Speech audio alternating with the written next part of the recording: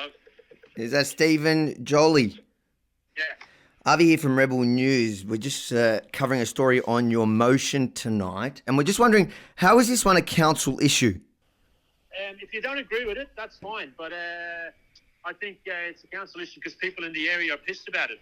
Which people? So have... Do more council stuff in half a day than you and your fucking mates and all the other councillors added up together do in a year. So I've got the right to raise an international issue if I want to, mate. So you can go and just get off my phone and stop annoying me. Why are you getting upset? I'm just trying...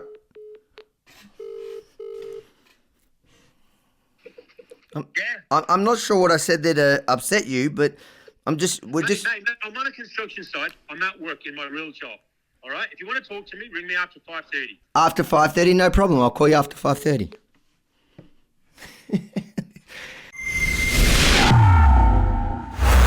Earlier this week, City of Yarra Councillor Stephen Jolly moved a disgraceful one-sided motion against Israel, vilifying the Jewish state as genocidal while ignoring any of the violence perpetrated by Hamas terrorists. All of this, by the way, in the name of Middle Eastern residents of Yarra who I couldn't find. So, who is Councillor Jolly, you ask? Probably better to let him answer that question. The person who came first in the election and has won 5 in the trot, and the only councillor whose vote has increased every election is me. And I'm a fucking crazy communist, you know? At least he's honest, eh? So I called the councillor on the day of the vote and the following day again. Whilst he started aggressively, like you heard in the opening there, I'd say we had a robust discussion both before and after the vote. But unfortunately, what you're about to watch makes it clear that Councillor Jolly uses his position to push his personal bias about the conflict, even though he's got zero idea. The sad part is he's doing all of this at the expense of the residents of the city of Yarra. You told me yesterday you were doing it on behalf of numerous residents, including some Palestinians. I have looked up the demographics. There's not really any information on Palestinians. There's a big demographic of Jews, which was probably, I think 3 of the people there that spoke. I don't know how many people are watching, but nobody can actually respond. We don't have the Zoom, we can jump in. Jumping into a statement like this without actually engaging the community, without asking them, what do you feel about this? Making a declaration that overnight would become very public, means that the city of Yarra and the councillors would become this in the spotlight of the political debate. This is not an item saying we hope that there will be peace in the Middle East. That's not the phrasing of the message. You know, I think everyone here would say they're in favour of peace, of people having the right to live their lives and so on. That's a good statement. That's a statement that puts everyone in a way the humanity aspect of it, which I think aligns with the values of the council. That was just one of the few residents that came to express the absolute outrage over Jolly's motion. By the way, no one came to support it. The other 2 residents who did attend and spoke, and the Jewish council, they all spoke just as eloquently. Still, even so, a watered-down version passed, making it clear that the city of Yarra doesn't represent their residents. Instead, they are there just to push their own socialist agendas. We stood for a 2-state solution. We called it a socialist 2-state solution. You're trying to screw both sides with that one. I laugh, but it's not even funny. Socialism would devastate both people. Socialism doesn't work on a good day, so I can't see how throwing Arabs and Israelis in the mix could be a good idea to anyone. Anyways, watch our discussion all the way through, then share it to expose the ignorance of this leader pushing dangerous rhetoric in the name of the residents it hurts most. And then make sure to have your say. Let us know where you stand on this issue by voting at israelorhamas.com. G'day, Mr. Councillor Jolly. After 5:30, I hope you... Hey. So, What your concern is? Why haven't you mentioned in your motion anything about the rockets or condemning Hamas? Do you condemn Hamas? I'm sure if a Hamas rocket landed on your head, you wouldn't be very happy with it. You know, I mean, I come from Ireland. We've also had a civil war, so I understand the point that you're trying to make. I'm not trying to. Is it ever acceptable to fire rockets indiscriminately into civilians?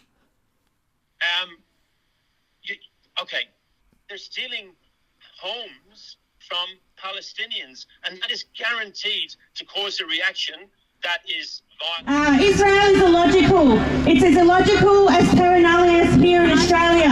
It's illegal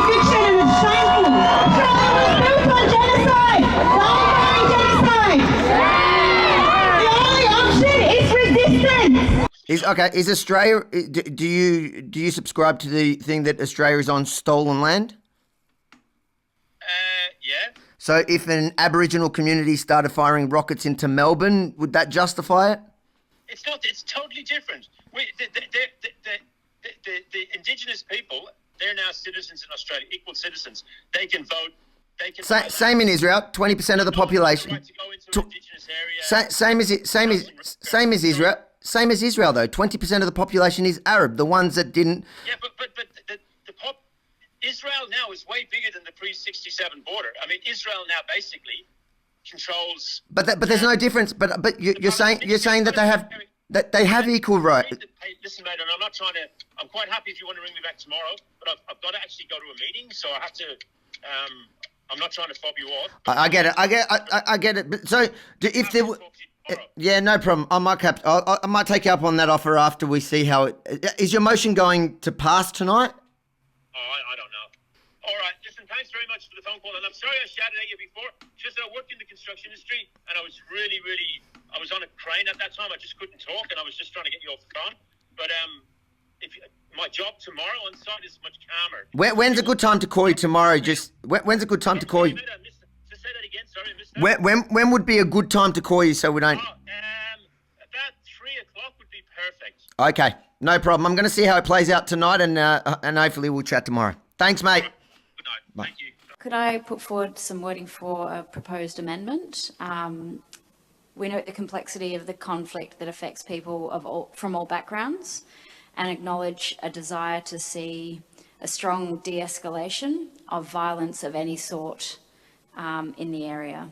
Thank you. All those in favour? Councillor O'Brien, Councillor Stone, Councillor Wade, Councillor De Vietri, Councillor Jolly. All those against?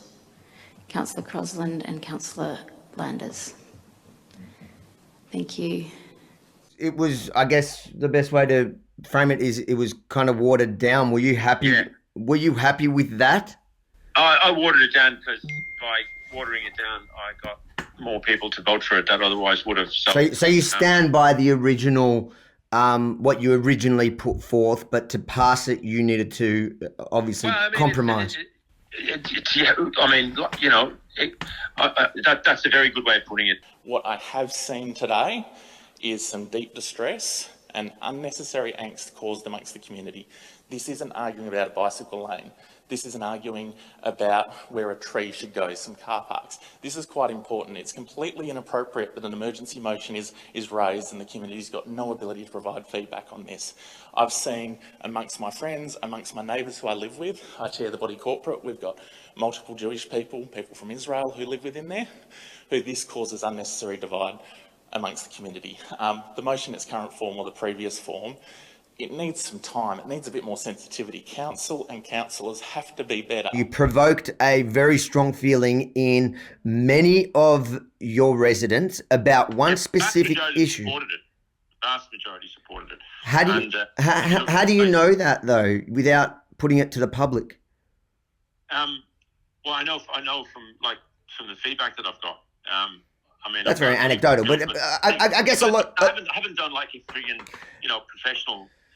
I would say, well, about an issue that is arguably not really council related. The point kind of came across there last night is that residents felt really hurt. Now, and I think Herschel. Those people who turned up last night did. I accept that. I've spoken to a lot of Jewish. The Greens are the biggest party in our area, and you know what their position is. People know what their position is on, whether you like it or not. Like people. They really don't like Israel. You're right. Meanwhile, the Syrian war has been raging for years. Many, many more people have died in that conflict, killed at the hands of a brutal regime in some of the most awful ways, real crimes against humanity, and not once have you bought one of those. Why have you not done it for them? It's a little bit different because it's like David versus Goliath. Syria is, are you joking? That regime is a brutal dictatorship. You're not going to get an argument from me on that. But they're literally butchering people in ways that you cannot. You can't compare it to Israel. But yet you've never brought a motion against Syria.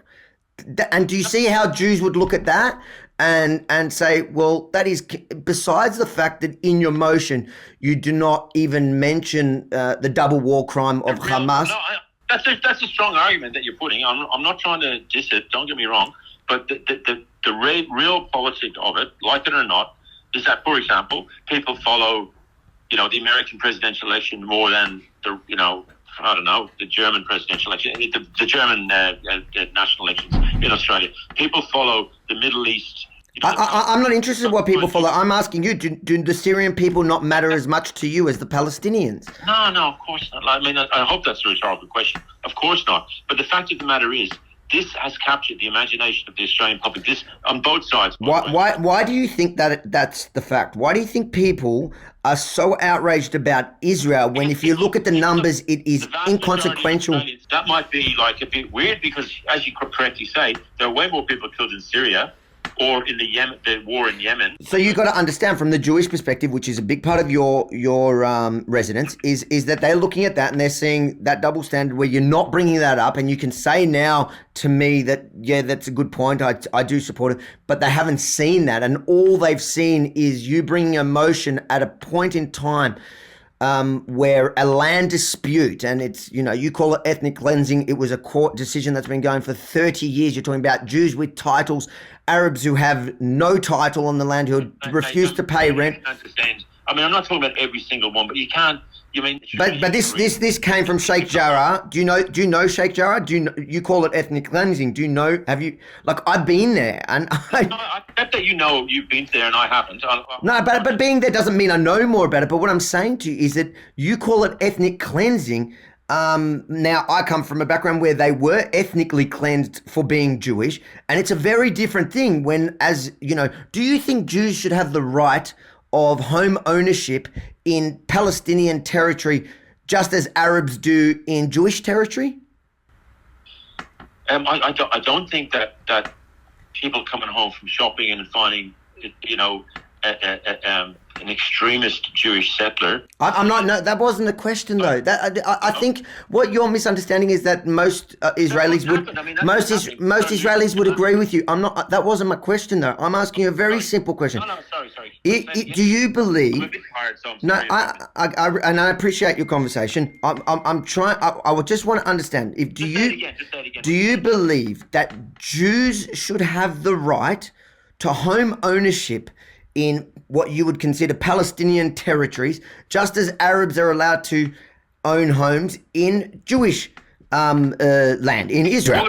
Are you talking about like the pre-67 Israeli border? I mean, I think Israel... Any borders. I'm talking about a general concept. I support a two-state solution. I get that, but again, that simple question... It's too late for that now. I mean, we've got... Well, why is it too late? Arabs in Israel own land. Jews in Palestinian territories and disputed territories, you're saying, are not allowed to own land. Anyway, listen. Wait. Before let's finish quickly. You talk about the 1967, going back to 1967 borders. Do you think that that's going to end the conflict? Do you think that the Palestinians will actually accept that? If Israel, if the Israeli government offers... And let's say we agree, everybody agrees on 1967 borders. Do you think Palestinians would agree to that? I think they would be popping champagne corks. I think that it's so my question is, why from 1948 to... It's not going to happen. What, I mean, I think that the government... Why from 1948 to 1967 did it not work? Why were they not happy? Things have moved on since then. Really? Now you got to know whatever, you know? The only ones that have refused peace this whole journey have been the Palestinians. The only ones that fought in 1967 and started that war were the Arab nations. Now, so it's a weird argument to think that if we go back to 1967, suddenly it's going to be better. If you go to any of their rallies, even here in Melbourne, they chant from the river to the sea, Palestine will be free. That is not 1967 borders. From the river to the sea! From the river to the sea! Palestine will be free! Palestine will be free! And you get idiots like in Melbourne, in the socialist alternative, marching around like little middle-class kids from Melbourne Uni, going, it was up to them. They push every fucking Jew into the sea, into the Mediterranean Sea. I mean, these people are racist opposite. So would you ever consider making a motion against these people? Because that's what we're seeing on the street. I'm quite happy to talk to you again. And I'm definitely...